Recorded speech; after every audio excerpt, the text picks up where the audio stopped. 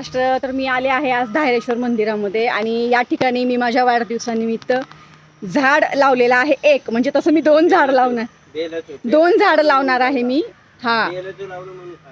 दोन झाड लावणार आहे मी, एक बेलाचं आणि एक पिंपळाचं. तर आत्ता मी बेलाचं झाड या ठिकाणी लावलेलं आहे.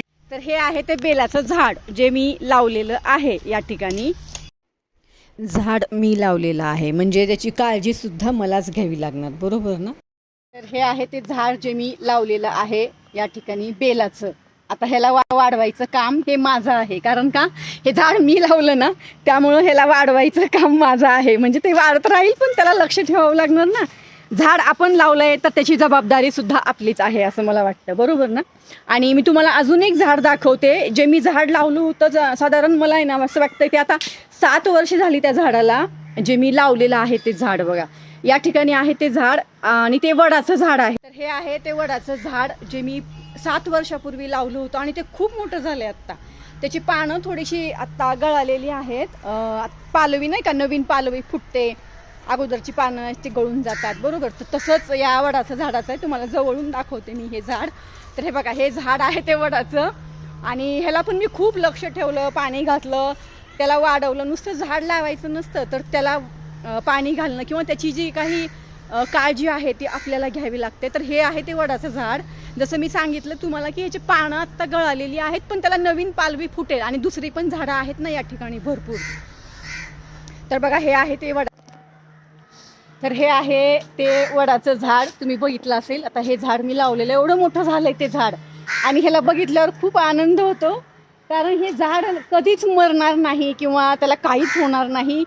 पिढ्यानपिढ्या ते झाड राहणार आहे. म्हणजे मी जिवंत आहे तोपर्यंत ते मी त्याला बघेलच, पण माझ्या पिढ्या ज्या असतील पुढच्या त्या सुद्धा पाहतील ह्या झाडाला. तर हे आहे ते पिंपळाचं वडाचं झाड. आता बेलाचं झाड लावलंय. अगोदर मागच्या वर्षी एक वडाचं झाड मी खाली लावलं होतं, ते पण नंतर दाखवते तुम्हाला, कारण ते खाली आहे. मी आत्ता इथं वरती आलेली आहे. आता मी पिंपळाचं झाड लावणार आहे, ते पण तुम्हाला दाखवते. चला लाव. मस्त दिसतंय हे झाड. बघा मी तुम्हाला या साईडनं दाखवते. केवढं मोठं आलंय ते झाड आणि खूप आनंद होतो मला ह्याला पाहिल्यावर. तर तुम्हाला मंदिर दाखवते मी थोडंसं. हे आहे आपलं धायरेश्वर मंदिर आणि इथं आता आपण पिंपळाचं झाड लावणार आहे. इथं आतमध्ये झाड लावल्यावर तुम्हाला दाखवते. आता हे आहे मंदिर. इथं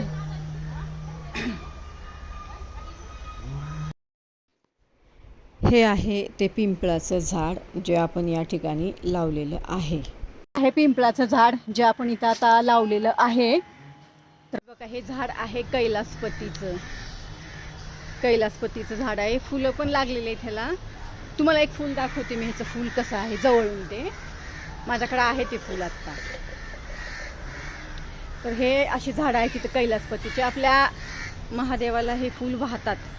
तुम्हाला फूल दाखवते. बघा हे बघा, हे बघितलं का, नागाच्या फण्यासारखं दिसतंय ते, बरोबर. आणि खाली आतमध्ये पिंड पण आहे. हे कैलासपतीचं फूल आहे. म्हणजे ह्या झाडाला लागलेलं फूल आहे ना, मी ते तोडलंय. तर ते हे फूल आहे कैलासपतीचं. हे आहे आपलं धायरेश्वर मंदिर आणि इथं आपण लावलंय झाड बेलाचं आणि पिंपळाचं आणि वडाचं. वडाचे 2 झाडं लावले आपण आणि पिंपळाचं एक आणि आपल्या ह्याचं एक बेलाचं एक. तर बघितलं ना, हे आहे मंदिर. तर नक्कीच तुम्हाला हा आपला व्हिडिओ आवडलेला असणार आहे.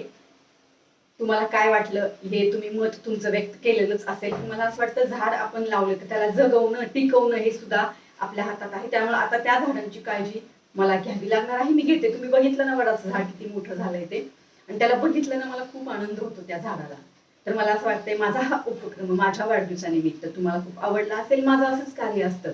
बरेच कार्य माझे असे आहेत जे मी सांगत पण नाही कोणाला. म्हणजे मी काय दान धर्म करते किंवा जे काही मी करते, ह्या हाताने जर दान केलं तर ह्या हाताला कळू नये असं म्हणतात. तर तसंच माझंही कार्य आहे.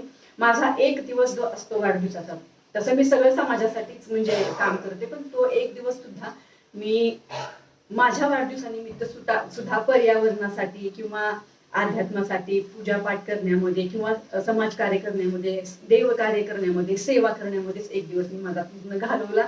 माझ्या 17 जूनला माझा वाढदिवस होता. तुम्हाला हा व्हिडिओ नक्कीच आवडला असेल. धन्यवाद. जय हिंद, जय महाराष्ट्र.